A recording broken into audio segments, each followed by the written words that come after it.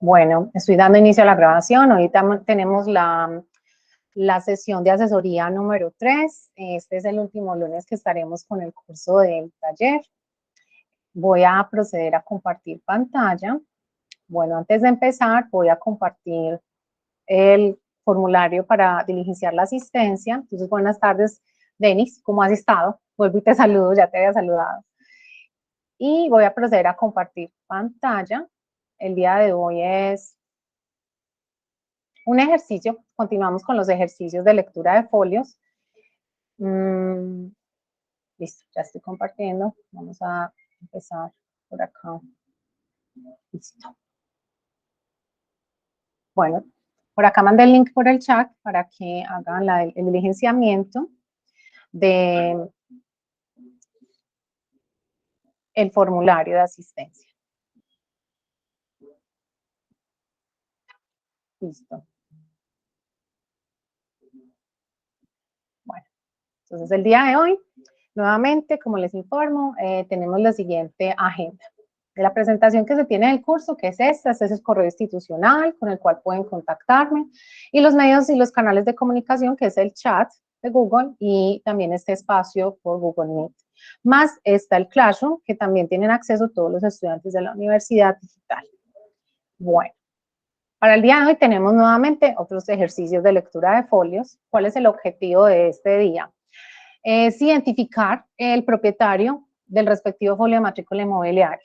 La semana pasada tuvimos algunos ejercicios en donde estuvimos practicando cómo tratar de identificar cuál era el propietario, con qué porcentaje quedaba o quiénes eran los que quedaban finalmente como propietarios luego de la lectura completa de la historia jurídica de los folios que se presentaron. Bueno, entonces el día de hoy tengo este primer ejercicio en donde este folio presenta en total 3 anotaciones. Entonces, inicialmente tenemos que la especificación a la que hace la anotación número 1 habla sobre una división material, es otro. Eso quiere decir que este folio de matrícula se origina de una especie de loteo, o venta parcial podría ser, en donde quien queda como propietario del folio resultante es en este caso el señor Arnulfo. En este punto, Arnulfo sería propietario de un dominio completo, del derecho real completo, es el titular, y estaría quedando como único propietario del folio con un 100% del derecho. Luego, en la siguiente anotación, en la número 2, vemos, buenas noches, buenas tardes, Alba. Para quienes están conectando, estoy en el ejercicio número 1 de la lectura de folios, donde estamos tratando de identificar los casos, donde verificamos quiénes son los propietarios, quiénes quedan con el título de propiedad en el respectivo folio de matrícula. Bueno, voy a revisar porque escucho un sonido con los micrófonos. Alba, ¿puedes porfa silenciar el micrófono? O bueno, saludos, ¿cómo estás? ¿Me oyes? Hola, ¿me escuchan? Profe, yo sí escucho el ruidito también. Ah, ¿Será bueno, que Alba no me escucha? espéreme que yo creo que yo la puedo silenciar. Espéreme en un momento. Ay, perdón, hice el revés, espérame, no he podido.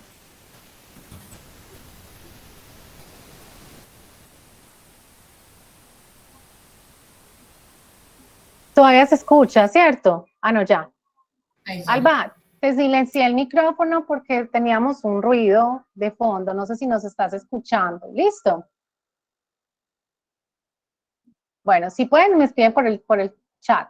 Les envío nuevamente el formulario de diligenciamiento de asistencia para quienes se conectaron posteriormente al envío.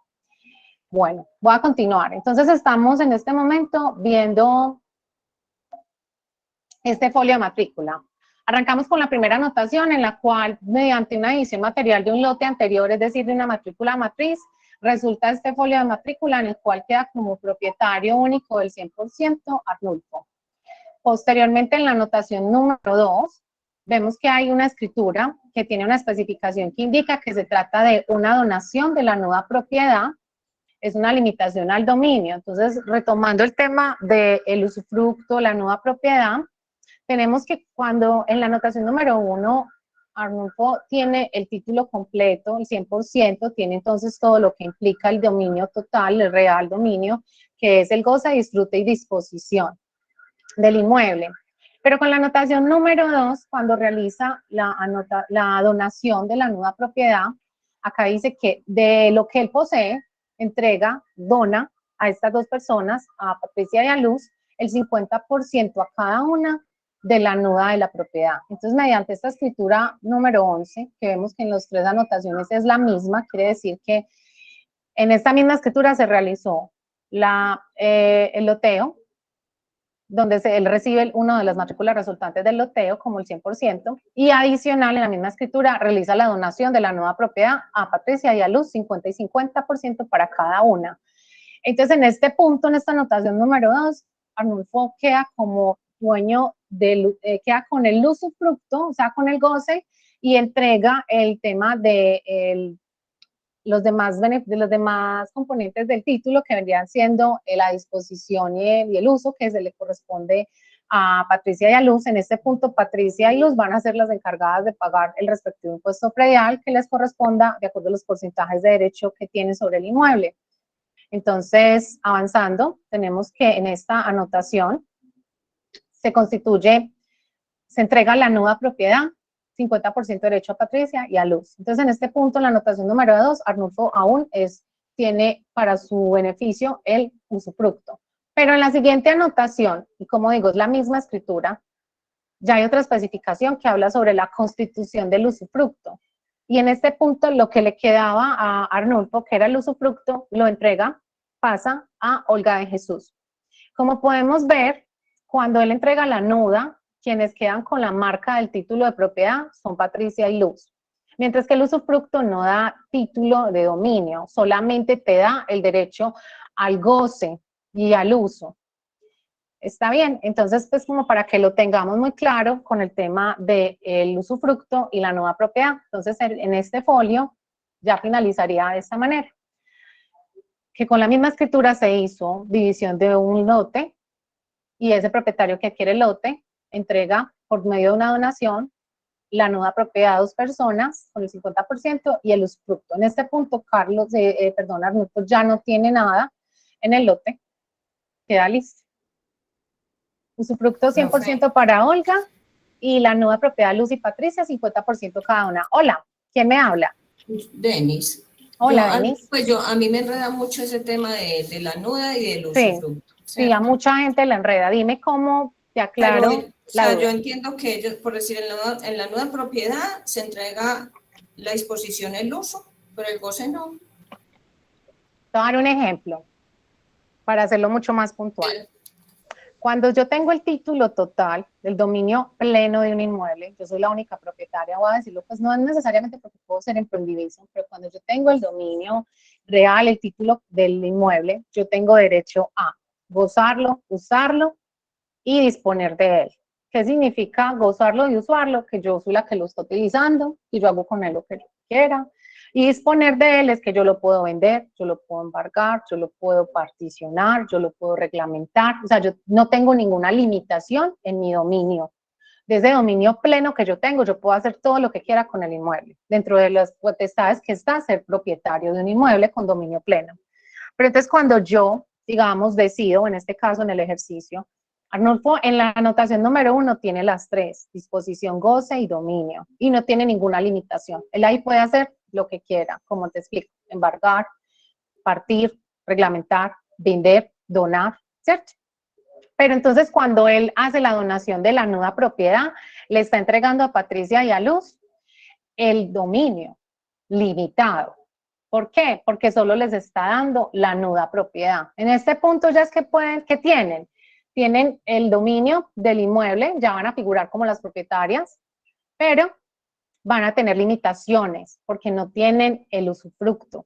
Ese usufructo es el que me da el goce y disfrute. Pero entonces cuando en la siguiente anotación Arnulfo le da el usufructo a Olga, ¿qué tiene Olga? Olga tiene el goce del inmueble. Entonces, Patricia y Luz van a tener que pagar el impuesto, son las que figuran con la propiedad, ellas son las que responden por todas las responsabilidades del inmueble, pero Olga lo usa y lo disfruta. Patricia y Luz no lo pueden vender, no lo pueden embargar, no lo pueden particionar porque tiene una limitación en el dominio.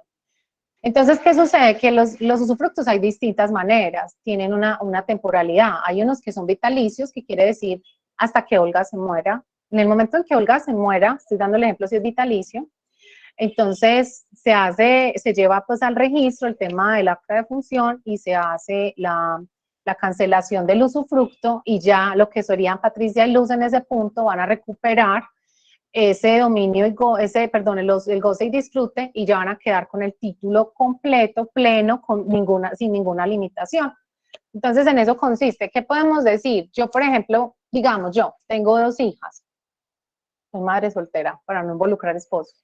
Entonces, yo digo, ay, yo ya estoy muy mayor, tengo 70 años, yo voy a constituir el usufructo, voy a quedarme yo con el usufructo y le voy a donar la nuda propiedad a mis 2 hijas. Entonces ellas van a ser las responsables del inmueble, pero yo voy a cuidar de él, pero yo me voy a quedar viviendo ahí en mi casa, en esa casa, hasta que muera. Cuando yo ya me muera, ellas ya saben que eso es de ellas y ya van a poder disponer de ese inmueble y utilizarlo. Muchas veces es una forma en como los padres entregan las herencias, pues dejan claro como algo, pero en vida los hijos van pagando, asumen las responsabilidades del inmueble, pero quien lo utiliza, en este caso sería, como le estaba dando el ejemplo, sería yo. Esa es más o menos la idea. ¿Te queda claro o quieres que lo ampliemos un poco más o tienes un ejemplo? No, profe, sí, pues yo lo he visto también así, los papás hacen eso con los hijos como para que le entregan como la propiedad, pero no el goce, para que los hijos no vayan a sacar al papá del predio mientras están vivos. Sí, es algo que sí, es una figura que te puede ayudar a resolver una situación en vida, digamos, pero bueno, también para eso también muchas personas dejan un testamento y dejan establecido, pues obviamente el testamento tiene sus limitaciones porque no se pueden, hay un tema de herederos forzosos, que uno no puede dejar por fuera, digamos, si yo tengo 3 hijos, solo porque uno me caiga mal, yo le voy a decir que no le voy a dejar nada, porque por ley está protegido, es un heredero forzoso. Tiene pues un proceso para demostrar que no puede heredar, pero ya pues es un tema muy avanzado que no tengo pues el conocimiento completo, pero sí, es algo que te puede ayudar como para dejar listo, ya esto lo organicé, yo voy a vivir en la propiedad hasta que muera, la voy a utilizar, pero yo no soy la responsable del impuesto, yo lo único que tengo que hacer es cuidar de ella, mantenerla bien, y cuando ya muera, mis hijas van a quedar ya para disponer de ella, como consideren, van a poder utilizarla, y ya se quita esa limitación al dominio que tengan. Profe. Hola, Alba. Los papás, buenas tardes. Buenas tardes. ¿Qué más? Los papás no tienen una forma de dejarle a los hijos, porque hay hijos que no se portan bien con los papás, entonces los papás dicen que no le dejan. Entonces no hay una forma de los papás dejarle al hijo que ellos quieran.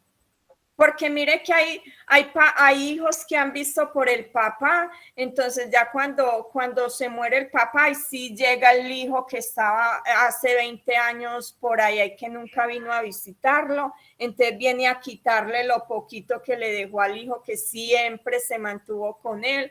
Entonces no hay una figura que los papás puedan hacer. Es que el tema, Alba, es que, digamos, como decía, usted puede dejarlo incluso hasta en un testamento, la voluntad, y dejar por fuera uno de sus herederos, uno de sus hijos. Digamos, yo tengo 3 hijos y solamente le dejé a 2 por testamento. Entonces van a mirar y esa persona, pues el hijo que se quedó excluido, tiene un derecho, es un heredero forzoso. Porque no se trata de si yo fui buen hijo y qué merezco por lo bueno que fui o qué no me merezco por ser mal hijo. Se trata de un derecho que se tiene porque los 3 hijos tienen igualdad de derecho en este ejemplo. O sea, independientemente de si quien vio por los papás o no, porque el tema es que son los herederos forzosos, yo no lo puedo desheredar. Ahí tiene que haber un proceso muy largo, por eso digo, puede que se dé, pero no lo conozco bien. Más sé que si dejan por fuera a una persona en una sucesión, en un testamento, la persona puede impugnar ese testamento porque tiene un derecho que se le está desconociendo. Porque los 3 hijos tienen el mismo derecho de heredar. Profe, hola. Profe, ¿sí? Lo que pasa es que, diciéndolo así, pues muy horrible, se supone que uno no tiene los hijos para que vean por uno. ¿Cierto? Usted tiene los hijos, los educa y si quiere les deja también. ¿cierto? Sí, Y si no dejó sí, nada, total. pues no, pero es para todo, sea bueno, sea malo. Si usted como papá ve que su hijo es bueno y le ayuda, pues en vida dele al bueno. Si decide no dejar nada, Ese es no un deja tema. nada, Pero ¿cómo le da? No sé, No, no espero yo les puede. explico, como pues, o sea, quiera. obviamente es complicado. Muchas personas, pues, esto lo hablo de lo que conozco, no estoy diciendo que sea lo correcto o sea ilegal, no, solamente que son casos que se dan. Por ejemplo, si yo tengo 2 hijos y yo definitivamente tengo una propiedad y solamente quiero dejarle a uno de mis hijos, yo no los puedo dejar, pero yo le puedo vender en vida. Porque mientras yo estoy viva, yo puedo disponer, si no tengo una limitación al dominio, puedo disponer de vender la propiedad a uno de mis hijos. Venta. Si yo Profe, digo, yo le voy a vender la propiedad a esta persona, es mi hijo, se la vendí, yo ya no tengo nada. Cuando yo me muera, no hay nada para heredar, porque mi hija me lo compró, mi hijo me compró. Pero si yo digo que no, que en mi testamento, que la propiedad, la única propiedad que poseo solamente es la mi hija mayor, porque la menor fue muy mala hija y no le importó velar por mi cuidado. No, eso no se puede hacer. Pero en el usufructo es un tema complejo, porque también, o sea, en el tema de herencias, no sé si han escuchado la expresión, pero uno conoce a la familia en las herencias, y eso son cosas muy complicadas realmente. Sí. profe, pero Hola. hay una, por ejemplo, yo le vendo a mi hija, supongamos, yo le vendo a mi hija, pero esa hija tiene que demostrar de dónde, o sea, de dónde sacó la plata con que me compró a mí, porque puede ser una venta ficticia, pero ahí sí, esa hija le hacen demostrar de dónde sacó la plata. No, porque para eso tú en la notaría tienes, ahí está todo definido, dice el valor que se pagó, todo. Realmente no sé, pues llegar al punto de demostrar, ¿cómo lo vas a demostrar? No, es que incluso muchos papás han hecho eso, pero realmente pues casos muy puntuales, no sabría decirte, puede pasar, puede haber mala fe y demás, pero es complicado. Es complicado yo venir a decir, demuéstreme que sí me pagó. Pues sí, hay una escritura y dice compraventa. Hay una escritura registrada donde dice que se pagó un valor por esa propiedad. O sea, la escritura es la prueba. Y hay un tema pues en notaría, ya que lo hagan de una manera acomodada entre ellos, pues ese tipo de cosas sí, ya no hay cómo velar por ellas. Sí ha pasado y ha generado problemas en las familias, sí. Incluso hay papás que dicen, mis hijos son tan complejos que yo más bien voy a dejar todo distribuido en un testamento, pero velando que no sea impugnable, que yo no deje ningún heredero forzoso por fuera. Entonces sí, eso es un tema de ya nuevamente yo digo que otra vez derecho de familia, sí, que se mezcla con lo Profe, catastral, pero sí, hola, me disculpa, ¿usted dígame, dónde está? Es que ¿por ese fondo qué? de ve todo bonito.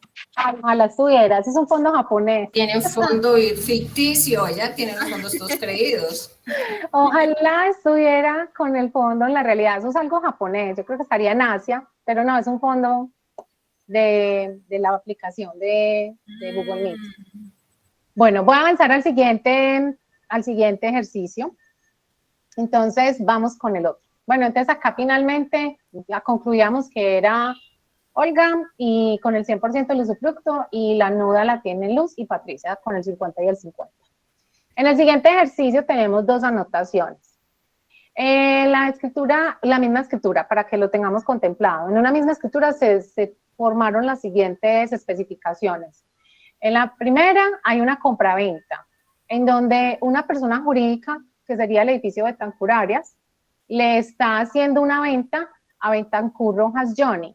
Entonces, en este punto, ¿cuánto creen ustedes que está vendiéndole a Betancur Rojas Johnny? ¿Qué porcentaje le entrega a esta persona jurídica El Johnny? 100, profe, el El 100. 100. Sí, listo. Entonces aquí tenemos que inicia con un único propietario con el 100%, que es Johnny. Y en esta misma escritura, Johnny, en la siguiente anotación, tiene una especificación correspondiente a una constitución de usufructo. Entonces, ¿qué está haciendo Johnny de acuerdo a esa escritura? ¿Qué creen que hizo? Repartiendo el entregando. 20%, el 100%. Pero el uso y el disfrute. Pero el usufructo apenas. Sí, entonces se supone que Johnny, ¿qué responsabilidades tiene? Él puede usar y disponer del inmueble o él es el que va a vivir en el inmueble según esta constitución de usufructo. Él va a vivir en el inmueble. No. No, ¿No?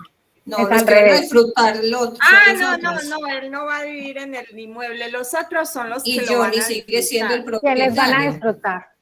Amparo y Sí. José, Amparo Entonces, y ¿quién más? Amparo y José, en este caso, de acuerdo a los apellidos, vemos que son los papás, ¿cierto? Por los apellidos. Amparo, Sí. Amparo es Rojas y José es de Tancur y él es de Tancur Rojas. Entonces, en este caso está al revés. Es un papá, es un hijo dejándole a los papás algo mientras vivan y cuando los papás fallezcan, él retoma el dominio pleno de su inmueble. Entonces miren que también tenemos las Profe. historias al revés, no son solamente los papás que velan por sus hijos. Hola. Y entonces ahí, por decir, digamos que Johnny quisiera hacer algún trámite con ese predio, él no lo podría hacer si tiene esa limitación. Pero eso, el usufructo es una limitación, ¿cierto? El usufructo es una limitación al dominio, pero de acuerdo, él puede hacer ciertas cosas, pero no puede exponer el usufructo. Es decir, si él llegase a vender la nuda propiedad, como en el caso anterior, que Arnulfo le vendió la nuda a 2 personas, pero le dejó el usufructo a otra, eso significa, él sí puede disponer y venderla, pero hay una condición limitante donde Amparo y José están con el goce y disfrute del inmueble. Y si es vitalicio, quiere decir que hasta que ellos no fallezcan, pero sí podría disponer de una manera de la nuda. O sea, él puede en este momento tiene una limitación y quien le comprase, compraría con esa limitación. Es decir, digamos que Johnny tenga un hermano, un hijo, un primo, un amigo. Y dice, no, venga, yo le compro. Pero entonces ya sabemos que cuando sus papás más fallezcan, yo ya quedo como, voy a quedar con la nueva propiedad. Entonces, si él vende la nueva propiedad, quien adquiera la nueva propiedad está adquiriendo solo lo que tiene que ver con la nueva propiedad porque el dominio pleno está particionado en este momento. Y el goce y disfrute lo tienen estas 2 personas, a menos de que se cancele la constitución del usufructo, porque todo es reversible también, puede pasar, ¿cierto? Entonces, en este ejercicio práctico, queda de esta manera los propietarios. Amparo tiene el 50% del usufructo y José el otro 50%, pues asumiendo que en la escritura lo decía así, porque también puede pasar porcentajes distintos, pero como no tenemos la escritura, entonces, para efectos del ejercicio, yo asumo la mitad, ¿cierto? Porque vuelvo y recalco, siempre que se trate de compraventas, de transferencia del título, se debe de apoyar con la escritura, la lectura del folio, no debe ser solo el folio, porque a veces en la escritura hay ciertas aclaraciones o observaciones que no se visualizan en la anotación del folio, ¿listo? Entonces, en este caso, tenemos que quien queda con el usufructo son Amparo y José con el 50 cada uno, y que Johnny tiene el 100% de la nuda, y sí puede disponer de vender esa nuda, pero el usufructo no se cancela, o sea que Amparo y José seguirían teniendo el goce y disfrute. ¿Queda claro este ejercicio? Sí, señor. ¿Tienen alguna duda? Hola. Yo ¿Sí? tengo una duda con lo del fideicomiso. ¿Para qué se hace un fideicomiso entre el padre y los hijos? Ay, sí me dejas un poquito corchada porque no lo he revisado. El fideicomiso es una... yo veo cuál es, este tiene una connotación. Espérame, yo la reviso. El fideicomiso es como de lo que estábamos hablando de que el papá en vida le puede dejar a un hijo, porque yo tuve una vecina, sí, el señor tenía muchos hijos y tenía varias propiedades. Sí. Ah, bueno, la hija con que él vivía, digamos que en la casa, en la zona urbana, que fue la que lo cuidó, él le hizo un fideicomiso. Cuando él murió, ninguno sabía, ella hizo efectivo el fideicomiso y le colocaron la escritura, la casa en nombre de ella, y los otros hermanos no pudieron hacer nada. Es que, como les digo, hay varias figuras donde... ¿Cómo? Sí, aquí un señor hizo un fideicomiso. Sí. Y se lo hizo a 3 hijos y eran 4 y ya el señor murió, entonces el otro no pudo reclamar, pero no sabían si como que era ese, porque es muy poco, apenas se está viendo últimamente. Pero sabes qué te digo, Alba, es que ese es el tema que hablabas ahorita, de que si un papá podía dejar por escritura, por testamento, que solo le iba a dejar a los hijos con los que él quería dejarles y dejar por fuera a otros. Es muy distinto cuando ya se constituye un negocio antes, previo, que es lo que hablaba yo puedo vender mi propiedad antes de morir, pues es que yo estoy vivo y yo puedo disponer de ellas y no tengo ninguna limitación. Y puede que mis hijos tengan una expectativa de que, ay, mi mamá tiene una propiedad, cuando ella muera yo la voy a recibir. Pues si yo me muero y soy propietaria, sí, ellos son los herederos, pero si yo estoy viva y la vendo, ya no tengo nada que ellos para que ellos hereden. Entonces es algo que vemos que en el tema de la figura del fideicomiso estamos hablando de una transacción donde ya hay digamos, un negocio ya definido en vida. Hola. Gladys. Hola, buenas tardes. Buenas tardes. Hola, profe. Yo quería hacerles un aporte pues como al tema. Sí, dinos. Lo que pasa es que el testamento es algo que se hace para heredar. Sí. Para uno repartir lo que tiene. Los bienes, sí. El fideicomiso es un negocio que se hace en vida, sí, y que solamente se hace efectivo cuando la persona muere. Sí. Porque, por ejemplo, mi abuela hizo un testamento antes de morir, porque ella quería dejarle una casita que tenía a un bisnieto y la tierra a los hijos, porque los hijos no querían que ella le dejara esa casa al bisnieto.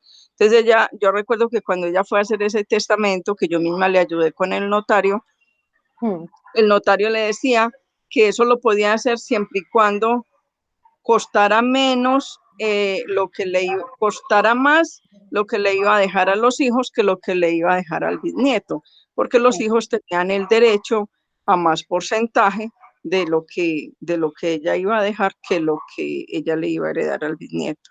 Entonces yo lo veo es como que el testamento es la repartición de algo que yo tengo y que debería ser en partes iguales porque son derechos adquiridos, como dice usted, por el solo hecho de ser los hijos. En cambio, el fideicomiso es un negocio que solo se hace efectivo cuando la persona ya fallece. Fallece. Y mira que lo que mencionábamos, que si yo en un testamento tengo 5 hijos y dejo a uno por fuera, es impugnable porque es un heredero forzoso, no lo pueden desconocer. Entonces sí tiene sentido lo que nos dices, es una persona que dijo, quiero incluir un heredero adicional, porque sí sucede, incluso hay personas que, digamos, hay personas que no tienen herederos forzosos, no tienen papás, no tienen hermanos, no tienen hijos. Pasa mucho cuando una persona tiene muchas propiedades y ya no tiene herederos, pero entonces se empieza a decir, yo le voy a dejar esto a una entidad, a una fundación, yo le voy a dejar esto a un amigo, a un sobrino. Sí pasa, y sucede, claro, y no son herederos forzosos, es una disposición, es una voluntad mía de cómo quiero que queden distribuidos mis bienes para el momento en que yo ya no esté. Entonces, realmente sí, incluso hablar pues de tema de testamento es amplio, porque hablamos de los herederos forzosos por el tema catastral, pues para el tema de que yo percibo algo de mis padres cuando ellos no estén, porque ellos tienen una propiedad y cuando al ellos no estar, yo la heredo. Pero sí, si son negocios en vida, a mí, por ejemplo, si yo soy propietaria de un apartamento y tengo 2 hijos, pero yo quiero vender mi apartamento, ellos no me pueden decir que tienen un derecho sobre ello. Ellos, mientras yo esté viva, tienen un derecho herencial, que es una expectativa, pero no necesariamente, porque en el momento que yo venda, no tiene nada. Si yo vendo en vida, no tiene nada para heredar, como les decía. Entonces, muchas gracias por ese aporte y esa explicación que nos deja claro todo el tema del fideicomiso en comparación con el testamento. Listo. Voy a avanzar al siguiente ejercicio. Entonces, en este ejercicio tenemos varias anotaciones en el folio de matrícula inmobiliaria. En la primera anotación nos habla de una compraventa que se está dando de Ana y Dolores a Juan Martín. Entonces, ahí, ¿cuánto creen que estaba vendiéndole ella, estas 2 personas, a Juan Martín? ¿Cuánto está adquiriendo? ¿Título completo, limitado, el dominio? El 100%, todo el dominio. Sí, profe, Todo el el 100. dominio. Sí, acuérdense que cuando no se indica, en estos casos, asumimos que ellas están vendiendo la totalidad, pero siempre se debe de revisar con la escritura, ¿cierto? Entonces acá entendemos que Martín entra en la anotación número 1 a ser el propietario único del inmueble y Ana y Dolores ya no son propietarias de este inmueble porque vendieron lo que tenían, la totalidad de su título de dominio.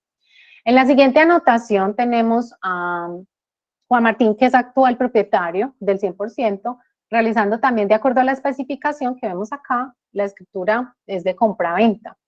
Entonces, En este momento, Jesús María entra a comprar y a percibir lo que posee Juan Martín. Juan Martín tiene el 100%, entonces Jesús María pasaría a ser el propietario ¿con cuánto? Con 100. 100. Nuevamente. Entonces, listo. Vuelvo y digo, es lo que se percibe, pero siempre se debe revisar la escritura, ¿cierto? Entonces, luego vemos que aparte de eso, en la misma escritura, porque vemos que es la misma, en la anotación número 3, Jesús María, que es el que está adquiriendo la propiedad, que la está comprando, está haciendo una hipoteca. Entonces, ya hipotecó la propiedad que acaba de adquirir. Jesús María le pasa la hipoteca a Juan Martín. ¿Sí lo ven?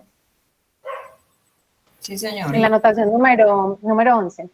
Listo. Entonces, en esta no hay una transferencia de dominio, se conserva porque se dio en la anotación número 2. Cuando pasamos a la anotación número 4, vemos que la especificación es compra-venta. Bueno, acuérdense que la hipoteca es un gravamen, más no es una limitación al dominio ni nada. Tiene pues unas implicaciones y connotaciones, es una garantía que yo estoy dando como propietario, estoy dando una garantía para un contrato extremo que yo tengo, una deuda que adquirí, una obligación que tengo con una entidad bancaria u otras. Pues como para retomar de aquello que vimos en clases pasadas. Entonces, en la anotación número 4, la especificación indica que hay una compra-venta. En este punto, el propietario es Jesús María, ¿cierto? Con el 100%. Y el que está entregando nuevamente es Jesús María, y le está entregando a Nicolás, le está entregando lo que tiene, que sería... Pero en hipoteca, profe. Sí, ahí es importante que lo tengamos claro. La hipoteca sí. Está vendiendo, sí, no se ha cancelado aún. Recuerden que las hipotecas, cuando se hace la cancelación de la hipoteca, se hace de la misma forma en que se constituye, mediante una escritura que se debe registrar. Y cualquier escritura que no se registre no tiene publicidad ni validez porque simplemente existe en el papel, aún no se ha registrado, entonces no se ha materializado dentro de la historia del folio. Entonces, en este punto, está comprando Nicolás a Jesús María, ¿cierto? Le está comprando lo que él tiene. ¿Qué tiene? El 100%, más un predio hipotecado, ¿cierto? Entonces vemos que, esperemos que Nicolás tenga conocimiento de que compró un predio con una hipoteca. Miren que sí sucede, sí se da. Entonces Nicolás acá es propietario del 100% en un predio que tiene una hipoteca como garantía de Jesús María. En la siguiente anotación, en la número 5, vemos que la especificación dice compraventa de derechos hereditarios, falsa tradición. En este punto el propietario es Nicolás, y vemos los apellidos, es importante, Arenas Saldarriaga. Y miren quién está vendiendo los derechos hereditarios. Aún La no esposa. La esposa. Aquí nos ayuda mucho el de, ¿cierto? Si no lo viese, no es tan fácil. Por eso es tan importante ver la escritura. Hola. Sí, Alba. Pero hasta ahí llegaría en catastro, porque ya en catastro no se mutan los derechos hereditarios, las falsas tradiciones, sino el derecho real.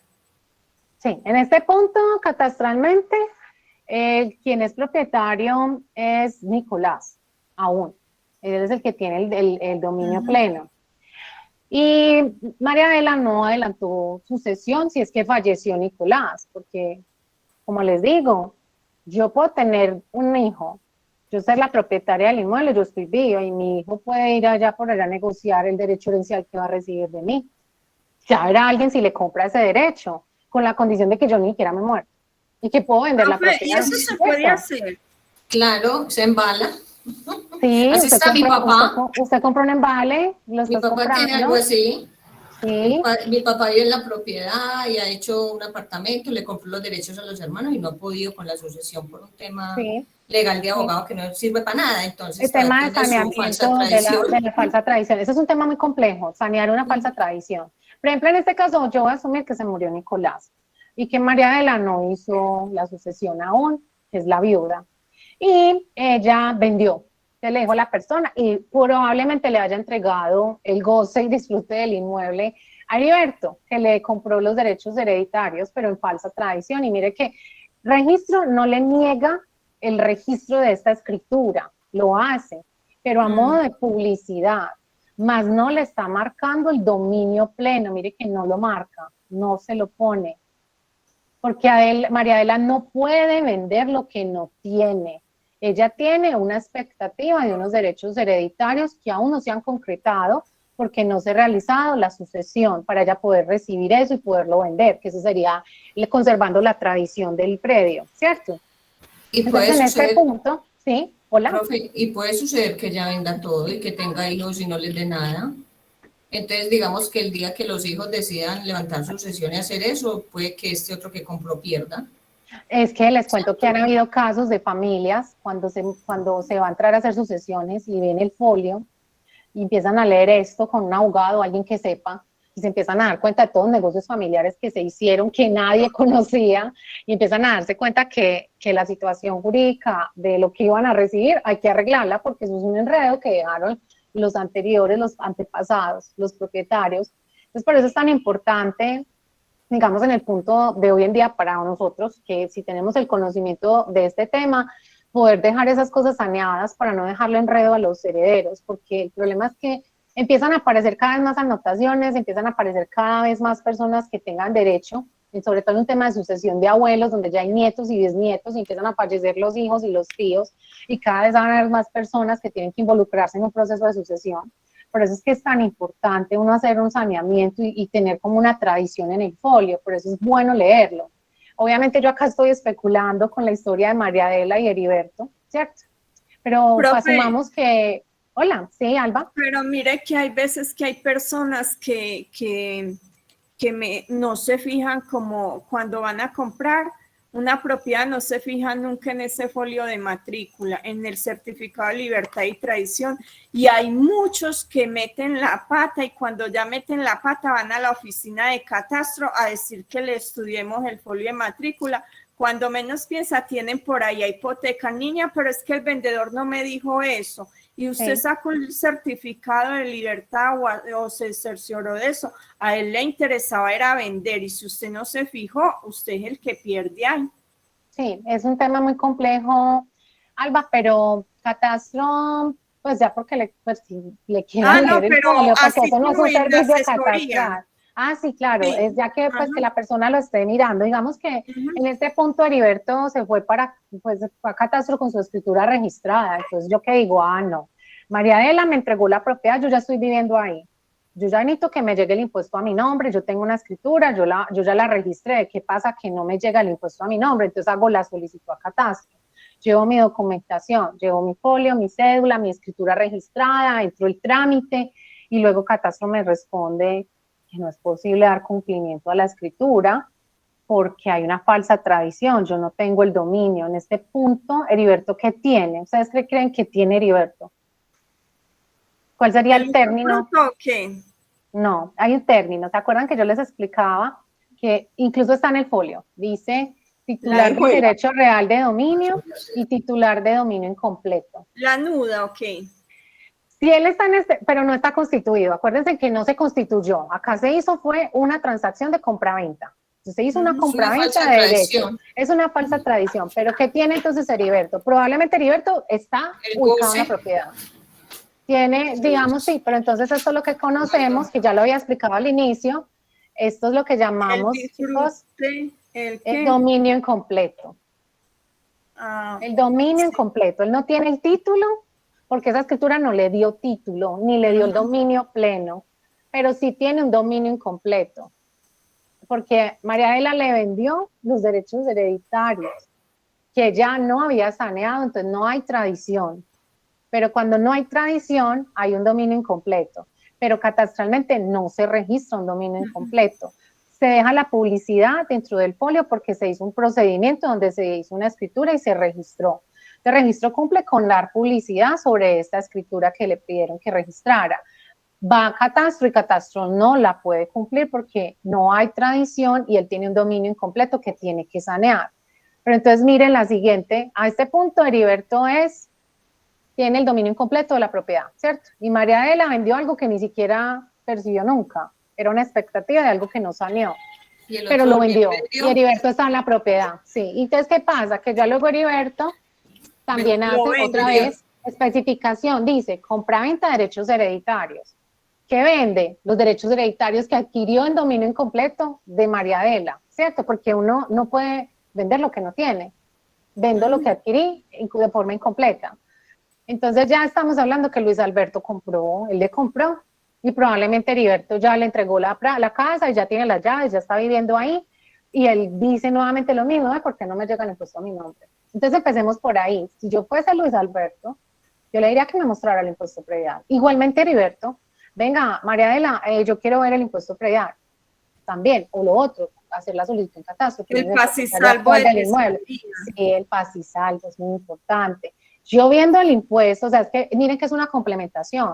Yo tengo una escritura, yo la voy a registrar, pero entonces venga, usted que me está vendiendo, yo miro el folio, ahora miremos el paz y salvo del catastro, a nombre de quién sale, quién es el propietario, cuál es el certificado de propiedad de este inmueble, a nombre de quién está. Hola. Yo sigo con mi duda de una pregunta que le hice la vez pasada con esta falsa tradición, porque sí, cuando uno va a notaría le piden el recibo, ¿cierto? A paz y salvo. Entonces, sí, porque es que conozco la historia de un vecino que compró una falsa tradición y no se dio cuenta. Se vino a dar cuenta cuando iba a hacer el negocio de vender, entonces el otro que le iba a comprar sí supo que era una falsa tradición. Él no se dio cuenta, no se dio cuenta, él no leyó el folio. Pues lo lee, pero no entiende, pero es un campesino que no entiende. Entonces, como cuando yo voy a notaría, por decir la notaría que es la escritura, no le explica si es que esto aparece, porque en el certificado, en el recibo del predial le aparece que es una sucesión, porque todavía aparece el nombre del que se murió. Y muchos notarios le avisan entonces, a la gente eso, que es una falsa tradición. ¿Qué es lo que va a comprar y qué tiene derecho y qué no tiene derecho con eso que compran? Porque eso es lo raro, eso es lo que yo me pregunté, o sea, cómo el señor porque la notaría y no sabía que compró. Sí, pues muchachos, yo qué les digo, siempre se ha dicho que el proceso de notaría, uno hace la redacción, que lo leen en voz alta para que todos escuchen lo que se está haciendo, cuál es el proceso, qué es lo que se está haciendo en la escritura, pero como ustedes mismos les he dicho, a veces uno que conoce el tema un poco, hasta se confunde. ¿Cómo serán las personas que no tienen conocimiento de la terminología y lo que implica, ¿cierto? Y de una u otra forma, digamos que en este caso, en este ejercicio, Heriberto le están dando las llaves de la casa, le están entregando la propiedad, ella le dice esto era de mi esposo, pero entonces yo ya se lo vendo, ella falleció, y él compró, y él ha vivido ahí, nadie lo ha sacado de ahí, él tiene el dominio, incompleto, pero lo tiene. Entonces, luego Heriberto, un vecino está interesado en comprarle. Venga, sí, yo le vendo la casa. Van, hacen la escritura, él dice, sí, yo vivo ahí, todo queda muy claro. Entonces, sí, ¿me entienden? Claro que es que también hay que mirar las fechas de estas escrituras. Estamos hablando del año 69. Entonces, hoy en día es más complicado hacer las cosas porque hay más legalidad, hay más interoperabilidad entre los sistemas, hay mayor normativa, hay más reglas y hay más restricciones cuidando y procurando una seguridad de la información jurídica. Hace muchos años, como lo cuentas en ese ejercicio, había muchas cosas que no existían. ¿Cuántas personas no han vendido propiedades y vos vas a ver el folio y tiene N anotaciones de cambios de propietario y vaya usted a mirar y esa matrícula está inscrita en catastro, pero está ahí localizada, nadie sabe dónde está. Entonces alguien la compra y dice, venga, yo compré, y uno le dice, bueno, listo, porque no sé, quienes trabajan en catastro deben de haber tenido esta experiencia. Alguien está pidiendo que le ubiquen la propiedad.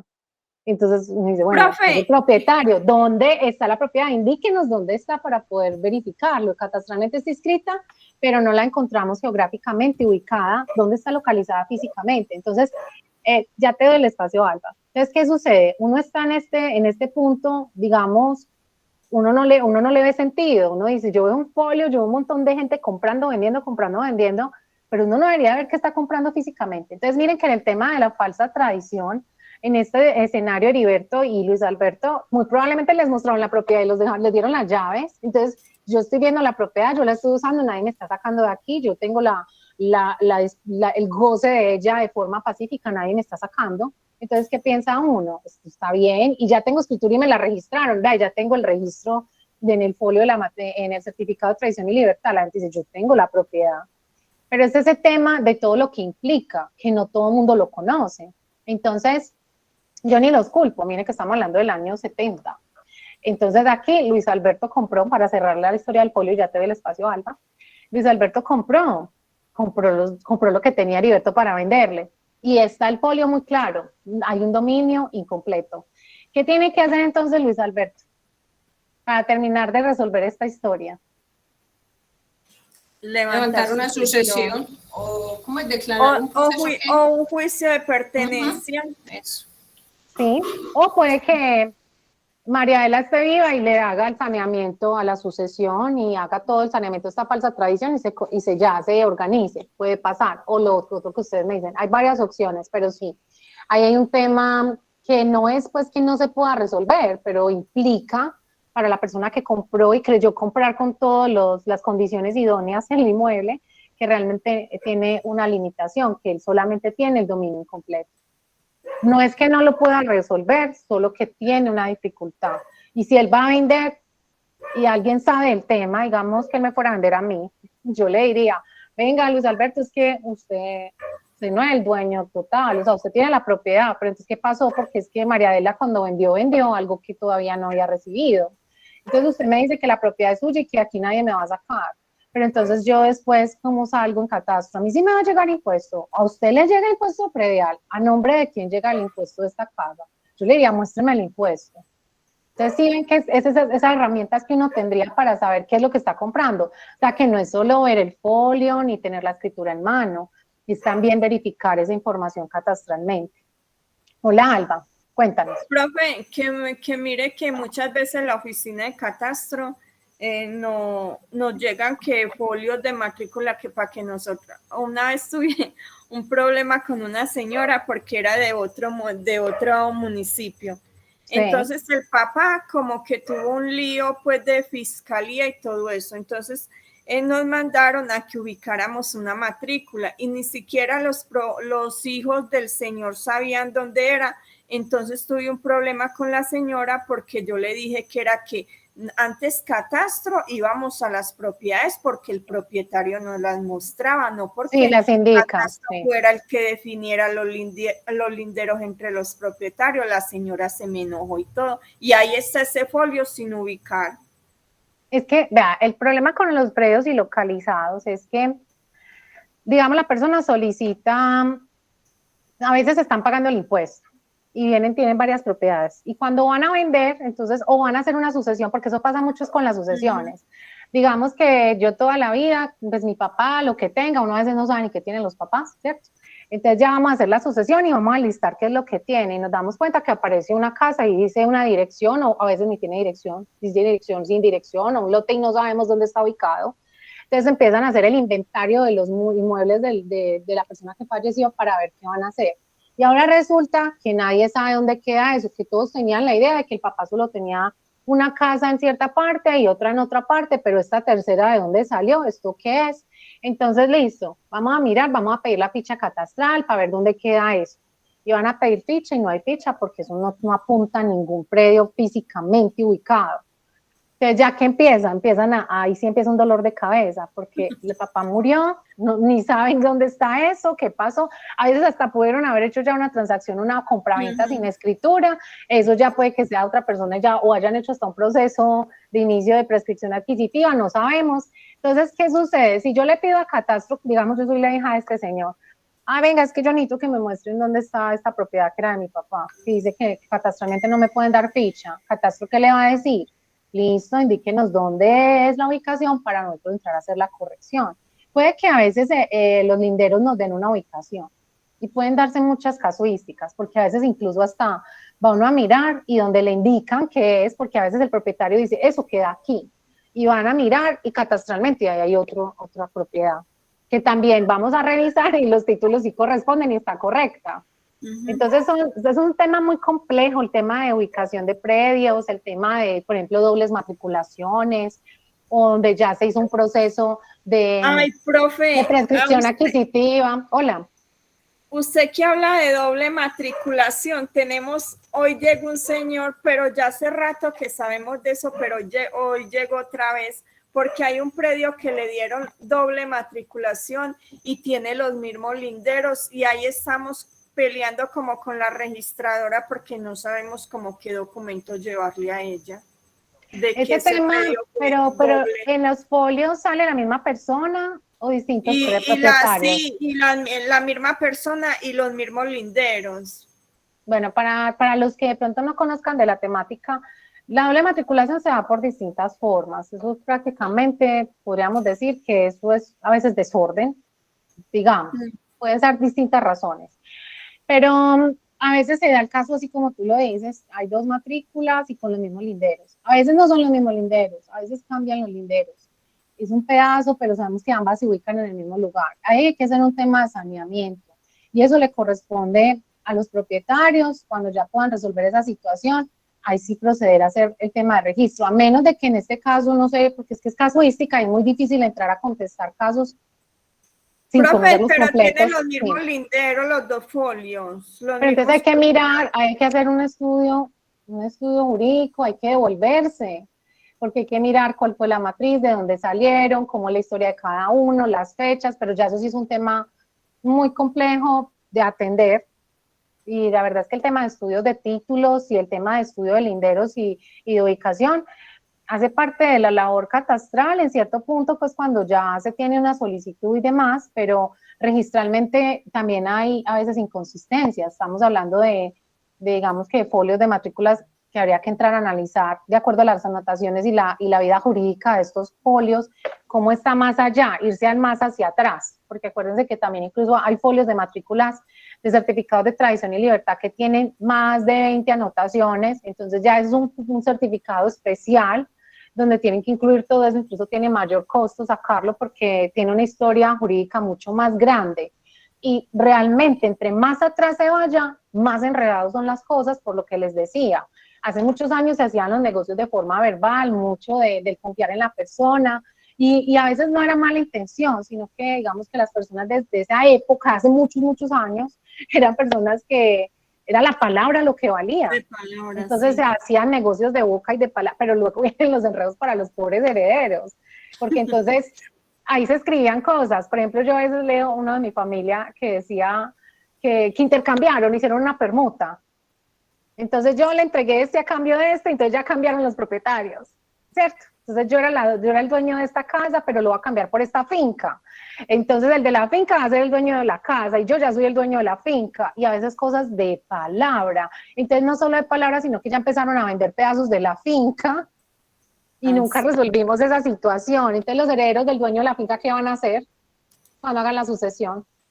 Es una cosa supremamente loca el tema catastral cuando no hay un saneamiento, cuando no hay una tradición.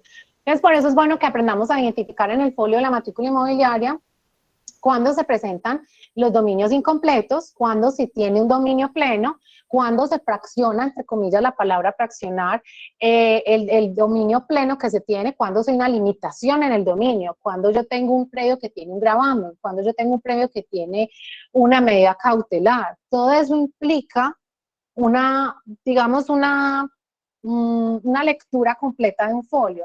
También en reconocer qué tipo de especificación, qué tipo de origen tiene el acto registral. Si estoy haciendo una compraventa, si estoy haciendo una donación, si estoy haciendo un loteo, un RPH, si estoy haciendo un englobe, si estoy haciendo una cancelación. Miren que incluso en este ejercicio ya ahí para terminarlo, que no le di finalizar, tenemos lo que Alba nos indicaba. ¿Qué pasó aquí en la anotación número 3? Entonces, no solamente María Adela vendió en falsa tradición sus derechos herenciales, sino que nunca se resolvió el tema de la hipoteca. La hipoteca le hizo una persona que probablemente ya falleció. Ahí hay muchas cosas. Profe, ya terminó el folio. Sí, ahí termina el folio. Este es el ejercicio de un folio con falsa tradición, donde se queda una hipoteca sin cancelar. Ajá. O sea que cuando vayan a levantar la sucesión tienen que mirar qué hacen con la hipoteca. Eso es un tema que o sea, ya se llama saneamiento, sí, hay varias cosas, e incluso les digo, digamos que voy a hacer un ejercicio práctico aquí para darle un alargamiento a la historia, pues obviamente hipotético. Digamos que entonces Luis Alberto lo logra sanear y Luis Alberto dice, yo voy a lotear esta propiedad, yo la voy a partir en 3 lotes. Entonces se parte en 3 lotes, ¿y qué pasa con el folio de matrícula que quedó pendiente con esta hipoteca? No se cierra en registro, sigue pendiente, sigue activo, porque tiene un gravamen pendiente por resolver. Profe, pero esa hipoteca no... O sea, perdón, catastralmente ya va a quedar sin vigencia, pero a nivel de registro va a seguir el folio activo. Hola, Alba. Profe, esa hipoteca no pasan a los predios de la división, no. A los predios de la división. O sea, se hizo, que, ese Luis Alberto hizo una división, ¿cierto? no, porque fue sobre esta matrícula. Ah, por eso. ¿Sabes cuáles sí perduran en estos procesos? Las servidumbres. Las servidumbres siguen estando. Es así, pero la hipoteca es sobre esta matrícula inmobiliaria. Incluso hay un caso que tengo para la clase de mañana, es la de mañana. Profe, venga, mañana tengo un caso interesante para que conozcamos de un tema de declaración de judicial de pertenencia que puede responder mucho de estas dudas. Hola, Alba. Dime, ya vamos dando el cierre a la clase, chicos, son las 7:10. Profe, sí me interesa, mire, eso de la hipoteca que queda en la matrícula inmobiliaria y no pasa a los predios que se dividieron. Porque la anotación se hizo sobre ella. Incluso podríamos, no sé, de pronto tenga algún ejemplo, voy a mirar si de pronto, pero está complejo buscarlo, voy a mirar.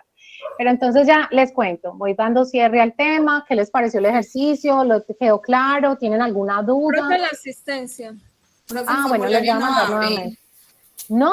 No funciona, no, yo lo vi y me dice, ya no acepta más respuestas. No, espérenme, ya les abro el formulario, espérenme un segundo. Profe, no, muy interesante. No se puede quedar sin no recibir respuestas. Todos los días con los de catastro. De todas maneras, usted prepara muy bien las clases, todo eso, excelente, muy contenta con su clase. Ay, chicos, me alegro mucho, nos quedan 2 días. Los invito para mañana. Ya está habilitado el formulario. Gracias por haberme hecho esa observación, no sabía que lo tenía cerrado. Listo, ya pueden diligenciar el formulario, les agradezco la asistencia, estuvieron muy participativos. Espero que toda esta información les haya quedado muy clara y que les dé las herramientas suficientes para que cuando estén en la labor catastral puedan identificar estos casos y estas situaciones, porque entre más preparado esté uno, mejor servicio le da a la ciudadanía cuando está trabajando en el tema catastral. Yo creo, profe, que va a tener que dar su teléfono para pagarle asesoría. No, pero hay mucho material en internet, el tema de catastro es muy cambiante, como se los digo, tienen que estar al día, actualizarse cuando salga la nueva normatividad que saca el IGAC. Este tema del catastro multipropósito todavía está en un tema de constante cambio, porque esto está pues direccionado por un tema del Plan Nacional de Desarrollo, el cual tiene pues nuevamente tendrá algunas incidencias más adelante cuando haya un nuevo plan. Entonces hay que ver cómo va a cambiar el catastro también, porque como les digo, es cambiante y dinámico. Bueno, les agradezco mucho el haber asistido, voy a finalizar la grabación. Profe, gracias. Gracias, profe. Con mucho gusto, chicos. Nos vemos mañana a las 6 de la tarde para la clase, la penúltima clase. ¿Listo? Hasta luego, que estén muy bien. Bueno, hasta luego, chao. Gracias.